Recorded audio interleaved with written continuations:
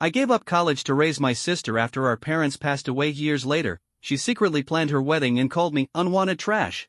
I'm 27 years old now, and I want to start by saying that I love my younger sister, Clara, more than anything. But something's changed in the past few days. I don't know what happened, but she suddenly feels so different towards me. It's like she's looking at me in a whole new way, and not in a good way. To give you some background, I've been taking care of Clara ever since our parents passed away. She's 24 now, but back when tragedy struck, I was just 19, and she was 16. Our parents died in a car accident on their way home from church, and to say we were devastated would be an understatement. But what made it even worse was the fact that the last time we spoke to them, we were all in the middle of a fight. Our parents were the controlling type, strict to the point of suffocation. Being the eldest, I took the brunt of it. I was their scapegoat for everything. There were so many ridiculous rules, like not being allowed to wear certain bright colors or letting my hair down because my mom believed it would attract boys. She drilled into me how a proper girl should behave, always sitting with my legs crossed, never drinking straight from a bottle, that kind of thing. I know it sounds absurd, but that was my reality. She would check how I looked before I stepped out of the house, and if I didn't meet her standards, she'd smack my hand with a ruler. One time, at a school fair, all my friends had planned to wear skirts, and I wanted to do the same. But I knew my mom would never allow it, so I snuck a skirt into my backpack, thinking I'd change in the school bathroom. Big mistake. Turns out, some parents from our church saw me and my friends wearing skirts, and of course, they reported it straight to my parents. That night, my mother was furious. As punishment, she made me kneel on the hard floor for 4 hours straight, refusing to let me get up until my knees were aching and I was begging her to stop. My dad backed her up, saying I was acting spoiled, and decided I wouldn't get dinner that night. He also threatened to take the door off my bedroom if I dared to keep talking to those friends. I cried myself to sleep that night, wishing more than anything that I had different parents. After that, I was too scared to keep those friends, let alone make new ones. I didn't want to risk that kind of trouble again. But my parents' obsession didn't stop at controlling my social life, they were obsessed with my grades, too. Every morning at 5 a.m., my mother would wake me up to study before school. She'd sit there, knitting, while I forced myself to memorize my lessons. Sometimes, she'd quiz me, and if I didn't get the answers right, she'd slap me or threaten to withhold breakfast. So, I made sure to always have perfect grades. Not because I wanted to, but because it kept me out of trouble. And, of course, my parents loved to brag about my achievements to their church friends. Then Clara came along, and everything changed, but not for the better. While I was treated like a problem to be managed, Clara was showered with love and attention. I don't know if my parents had just grown tired of keeping such a tight leash on another child or if they simply enjoyed making my life miserable, but Clara had a completely different experience growing up. The difference between us became clearer over time. Clara looked just like my mother, same blonde hair, same blue eyes, same delicate features. My mother would always show her off, probably talking about how beautiful her second daughter was. Meanwhile, I was under constant scrutiny. As a teenager, when I started gaining weight, mostly because I was depressed and had no one to talk to, my mother made sure I never forgot it. She'd poke and pinch my belly, making comments about how big I was getting. She'd remind me how, at my age, she was the skinniest girl in her class and that I needed to lose weight. Her words stuck with me, and honestly, they still haunt me. From then on, I wasn't allowed to eat certain foods. She started cooking my meals separately, without oil or salt, so I would lose weight. The food was awful, bland and tasteless, but I wasn't allowed to complain. Meanwhile, Clara had no such restrictions. She ate whatever she wanted, whenever she wanted. And whenever someone pointed out that I was smart, that I had a future ahead of me, my mother would always steer the conversation back to Clara. She'd gush about how beautiful her second daughter was, how much she reminded her of herself, and how Clara's looks were sure to take her far. It was like, no matter what I achieved, I could never be enough, not when I was standing next to someone who, in my mother's eyes, was perfect. Can you imagine what it's like as a child to constantly hear your parents shower one sibling with praise just because they look like them, while you get picked apart for your appearance? My mother never missed a chance to remind me that if I ever wanted a husband, I had to be beautiful, otherwise, I'd end up a lonely, embarrassing spinster. That was the kind of thing she drilled into my head every day. When I was in 8th grade and Clara was in 5th, my mother got it in her head that Clara should enter a children's beauty contest. Now, my sister was never the confident type, so naturally, she was hesitant. She didn't like the idea of walking and talking in front of a bunch of strangers, but my mother wouldn't take no for an answer. She kept insisting it would be fun. And, well, Clara went along with it, probably to avoid an argument. Turns out, she won. And looking back, I think that was the day everything changed for the worse. After that, my mother became obsessed. She started forcing Clara into every beauty contest she could find, entering her in multiple competitions every year. My dad had no problem with it either. After all, they were winning cash prizes, and that was enough for him to be on board. But Clara wasn't enjoying it the way my mother wanted her to. She'd confide in me sometimes, telling me how uncomfortable she felt during these contests. She said there were always older men hanging around the stage, watching them in ways that made her skin crawl. Some of them even had the nerve to approach our mother, encouraging her to take Clara to auditions, opportunities that my sister wanted nothing to do with. But my mother? She was thrilled. It was obvious that this had nothing to do with Clara's happiness and everything to do with my mother living through her. I felt awful for my sister and tried to talk to my mother about it, but like always, I barely got 2 sentences out before she dismissed me. She looked me dead in the eye and accused me of being jealous, said that I was bitter because I wasn't beautiful like Clara. One day, I came home from school and found Clara crying in our bedroom. Our dad was at work, and our mother was out getting groceries, so we were alone. She looked really shaken up, and I could tell something was wrong. When I asked her what happened, she hesitated at first, but then she told me there was a man she'd seen at one of her beauty pageants, and he'd been following her. Apparently, he had tracked her down at school and had even tried to approach her near the fence, saying he had always wanted to talk to her.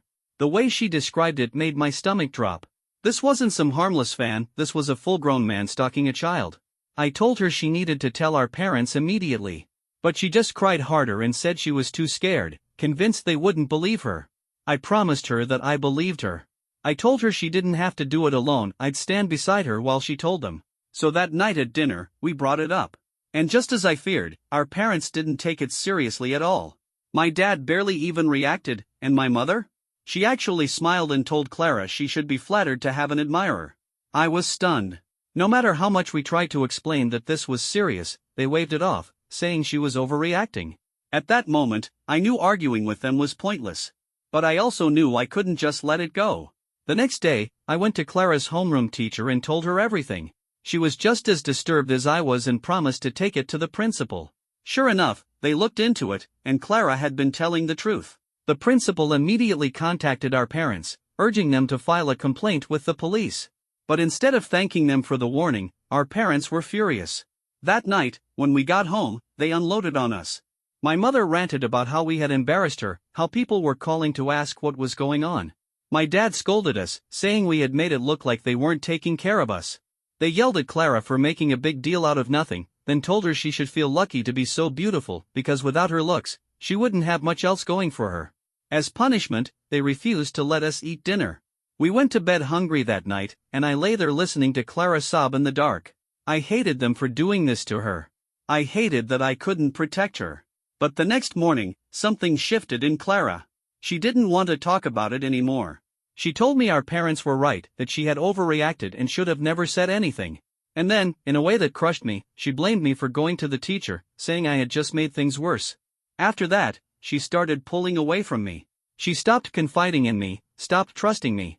Our teachers, at least, kept a close eye on her in case the man ever came back, but at home, things had changed between us. It didn't help that my mother always spoke badly about me to Clara, constantly criticizing me right in front of her. Over time, it wore her down. She started seeing me differently, started seeing me the way my mother wanted her to. Clara won more and more beauty pageants, and my parents couldn't have been happier. But with all the praise she got, she started monitoring her own food intake, terrified of gaining weight. And then she started watching me, too. If I ate something like pizza or a burger, she'd judge me for it like she was our mother's little apprentice. We drifted even further apart. I grew tired of her acting like a copy of our mother, constantly criticizing me. She even started making little comments about my weight, hinting that I should lose a few pounds even though I was never overweight in the first place. But in their world, a woman had to look a certain way, and because I didn't fit that mold, they resented me for it. When I started wearing glasses, Clara would tease me about how embarrassing it was to have a sister who looked like me. She even told me that her classmates made fun of her because of how I looked. And as much as it hurt, I felt bad for her, too. Because in the end, she was turning into our mother. By the time I graduated high school, I couldn't wait to leave. I wanted out of that house. I wanted to finally be free. College was supposed to be my escape. But as I would soon find out, my parents had no intention of letting me go. Not long after I graduated high school, my parents started talking about how they knew a nice church guy who was looking for a wife. Apparently, they had already discussed it among themselves and decided I would be perfect for him. Out of pure curiosity, I asked who they were talking about. And when they told me, I almost gagged. It was some 32-year-old man from our church. I was completely disgusted. The sheer audacity of my parents to think this was even remotely okay left me speechless. My mother, of course, tried to sell me on the idea. She insisted that 18 was the perfect age to get married and that I might never find such a good match again. I shut that down immediately.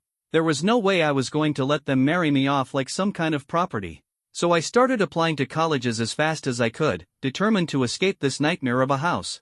I also took up a part-time job so I could start saving money. Something told me I was going to need it. When my dad found out I was making my own money, he saw an opportunity. He started demanding that I pay him for groceries and household expenses, saying he wasn't about to house a freeloader. I didn't have much choice but to go along with it. If I refused, things would have only gotten worse. Weeks turned into months, and I started getting anxious. I was a top student, there was no reason why I wouldn't get accepted somewhere. But oddly enough, I hadn't received a single response. Not even a rejection letter. Something felt off. One morning, I woke up early and happened to see my mother sneaking around the mailbox. I watched as she grabbed the mail and stuffed some envelopes into her closet. That's when it hit me, she was hiding my college letters. I wanted to confront her right then and there, but I knew better. She would just lie or spin it into something else. So I waited. Later that day, when she left to run errands, I went straight to her closet. And sure enough, there they were, months' worth of unopened letters from universities. My hands shook as I tore them open. And when I saw what was inside, I nearly cried. I had been accepted. Not just to one college, but two. And one of them had even offered me a full scholarship, as long as I kept my grades up. I wasted no time. I called the university right away, accepted their offer, and made arrangements to send in all the necessary documents. For the first time in years, I felt like I could breathe. I was getting out. I didn't say a word to my mother about it. There was no point, she'd just deny everything and make excuses. Instead, I kept quiet and waited for my moment. Unfortunately, she caught on before I could leave. She must have realized the letters were missing because, one day, she stormed up to me and demanded to know if I had found them. She didn't even bother pretending, just cut straight to the chase. I looked her right in the eye and told her yes. That's when she lost it. She started screaming at me for going through her things and then launched into this absurd rant about how I needed to forget about college. According to her, universities were just places where girls went to get pregnant. I actually laughed out loud. She sounded ridiculous. But she wasn't done. She went on and on about how I should be focusing on finding a husband, how nothing was more important for a woman than becoming a mother. I shut her down. I told her straight up that I had already accepted my scholarship, and whether she liked it or not, I was leaving. That sent her into a complete rage. Later that night, when my dad came home, she immediately ran to him, ranting about how I had gone behind their backs to sneak off to college. He was just as furious. Together, they started screaming at me, demanding that I call the university and reject their offer. When I refused, my father's anger turned into something else, greed. He told me that if I wasn't going to do as they said, then I needed to empty out my bank account and hand over every penny I had saved. According to him, I owed it to them for taking care of such an ungrateful child all these years. That was the final straw. I looked him dead in the eye and told him there was no way I was giving him my money. I had worked too hard, saved every dollar I could, just so I could survive on my own. That's when he said the words no child ever wants to hear from their own parent. Then get out. At just 18 years old, I was thrown out of my own home. And the worst part? Clara didn't say a word. She just stood there, silent, as our parents screamed at me. I knew she couldn't really do much to stop them, but a part of me had still hoped she would try.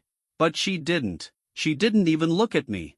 I had nowhere to go, so I reached out to our pastor. He was shocked to hear what had happened and immediately helped me find a shelter. It was a temporary fix, but I didn't care. I knew it wouldn't last forever, I just had to hold on until I could finally leave for college. Word spread quickly. People in our community started hearing about what my parents had done, and they weren't happy. My pastor even gave them a very stern talk about how terrible they were as parents. I think, for the first time, my parents started feeling the weight of their actions. And sure enough, they came crawling back. Suddenly, my dad was calling me, saying that I could come home, but only if I paid him a small rent fee. Like he was doing me a favor. I laughed. I told him, straight up, that I would rather sleep on the streets than ever live under the same roof as him and my mother again. And for the first time in my life, I actually felt free. I stuck to my word, and a few months later, I finally left for college. As I walked away from that house, I knew, without a doubt, that whatever relationship I had with my parents was over. For the next year, I didn't speak to them at all. Clara didn't have a phone of her own, our parents never let her have one, so there was no real way for us to stay in touch. I thought about her sometimes, wondering how she was doing, but I had my own life to focus on. Then, one night, my phone rang over and over again. The calls were coming from an unknown number. Groggy and half asleep, I finally answered, only to hear a nurse on the other end. She told me that my parents had been in an accident and that I needed to get to the hospital immediately. The first thing I asked was if Clara was okay. The nurse assured me that she hadn't been in the car, but she was badly shaken. I had no car and barely any money, so I took the first bus I could. It took hours to get back to town. I guess Clara had been waiting alone this entire time because the moment she saw me, she exploded. She screamed at me for being late, for not being there when our parents were dying. She called me selfish for staying away, for not being by their side. I tried to explain that my college was far away and that it's not like I could have flown there instantly. But she wasn't in the mood to listen. Later, when we spoke with the doctors, they told us the news: our parents were in critical condition, and the chances of recovery weren't looking good. Hearing that, Clara broke down. She sobbed, and I held her, trying to be the strong one. As much as I resented our parents for everything they'd done, I never wanted them to die. A few days later, they passed away in the ICU. Their church friends stepped in to help us plan the funeral, making sure we weren't alone in dealing with everything. It was overwhelming, but at least we had people supporting us. After the funeral, my dad's lawyer sat us down to go over their will. That's when I found out that my father had named Clara as the sole inheritor of everything: the house, the bank accounts, all of it. I wasn't surprised. At that point, I already knew who the favorite child was. Clara didn't even blink. She didn't question why our parents had left her everything while I got nothing. It was just another confirmation of what I had always known: I was never their priority. But there was a problem. Clara was only 16, which meant she couldn't legally live on her own. And she was terrified. She kept panicking about ending up in an orphanage, about having no one to take her in. We didn't have many relatives, and the ones we did have weren't exactly eager to take in a teenager. So I stepped up. I dropped out of college to take care of my sister. Looking back, I wonder if I was a fool for doing it, but at the time, I didn't feel like I had a choice. She was my little sister. I couldn't just think about myself, I had to think about her too. While Clara continued high school, I worked. Not having a degree made it tough to find a decent job, but thankfully, some people from our community helped me land a position as a secretary. At first, I barely made enough to scrape by. But over the years, my pay got better, and I made sure Clara had everything she needed. Technically, she could withdraw small amounts from our parents' bank account in emergencies, but since she was still a minor, she didn't have full access to the money. So whenever she was short on school expenses or needed anything extra, I covered it. I never once complained. When she finally graduated, I encouraged her to apply to universities. After everything I had sacrificed, at least she could get a degree, even if I never got the chance. But a few months ago, that dream was crushed. That's when Clara sat me down and casually dropped a bomb on me. She had been secretly dating someone for years, and they had decided to get married. I was completely blindsided. I had no idea my sister even had a boyfriend, let alone that she was planning to marry him. And the part that confused me the most? Why had she kept it hidden from me all this time? When I asked her, she just shrugged and said she didn't think it was a big deal. Then, without missing a beat, she added that she would love for me to organize her wedding since I had such great taste. I was stunned. For years, she had criticized the way I dressed, mocked my hairstyle, and made it clear that she thought I wasn't elegant enough. And now, suddenly, she wanted my help planning the most important day of her life? Still, a part of me hoped this was our chance to bond. Maybe Clara had matured. Maybe this was her way of bringing us closer. But something felt off. Every time I asked to meet the guy, she came up with an excuse. There was always some reason why I couldn't see him. Eventually, I put my foot down. I told her I needed to meet the man she was about to marry. That's when she finally let me talk to him over the phone. He sounded polite, respectful even. He explained that they had been in a long-distance relationship for years, which was why I had never found out about him. Clara and her fiancé told me they wanted to have the wedding in his city, to make it easier for his family to attend. He even offered to fly us both out there, saying he was grateful for my help in planning everything. He assured me he didn't want Clara to stress over the details. I thought that was sweet. But then, last night, something happened. Early in the morning, I woke up to some noise. Half asleep, I listened for a second before getting up to check it out. That's when I saw her. Clara was tiptoeing around the house, her luggage already packed. I stood there for a moment, groggy and confused, watching her sneak around like a thief in the night. When I finally spoke up, asking her where she was going, she jumped like she hadn't even noticed me standing on the stairs. I asked her if something was wrong. She looked away, red-faced, like she was hiding something. Then, after a long pause, she finally met my gaze and said something that made my stomach drop. She told me she hoped I wouldn't have woken up, because that would have made this whole thing easier. I stared at her, still trying to process what she meant. "What do you mean, easier?" I asked. That's when she sighed and said it. She was leaving. Now that she was getting married, she didn't want to live in this house anymore. I blinked, stunned, searching her face for any sign that this was some kind of joke. But she wasn't laughing. I asked her, "What about the house?" And without a trace of hesitation, she told me she had already contacted a real estate agent and handed over the keys. They were going to start showing the house to potential buyers. My mind raced, my chest tightening with unease. Then, I looked at her and asked, "What about me?" Clara had made all these decisions, selling the house, leaving town, cutting me off, without even giving me a single heads up. Not a conversation, not a warning. When I asked her why, she simply shook her head and told me there was nothing to discuss. She said she knew I would overreact, which is why she wanted to slip away quietly, without dealing with me at all. I don't know why, but hearing her say that made my eyes well up with tears. Maybe it was the finality of it, or maybe it was the realization that I had never really mattered to her in the first place. Either way, she noticed, and it only seemed to annoy her more.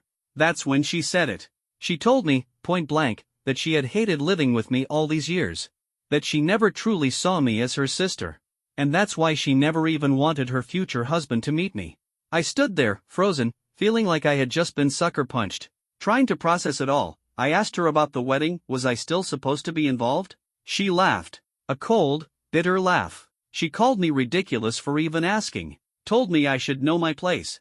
That I was nothing but unwanted trash in her life. Then, without a hint of remorse, she told me her cab was already waiting outside to take her to the airport. She didn't have time to sit here answering my questions. Before she stepped out the door, she turned back one last time and told me not to ever contact her again. Oh, and that I needed to move out as soon as possible so the house could be sold without any delays. And just like that, she was gone. I remember sinking onto the floor, my mind trying to catch up with what had just happened. It felt unreal, like some twisted nightmare I would wake up from at any second. But it was real. I had spent years sacrificing everything for her. I gave up my education, my future, my dreams, all to take care of her. And in the end, she discarded me like I was nothing. I sat there for a long time, just letting it all sink in. Then, anger took over. I picked up my phone and called the wedding florist and singer. Both of them had been my gifts to her, something I had paid for with my own money as a gesture of love. But now that I wasn't invited to the wedding, I saw no reason to keep paying. So I canceled their bookings.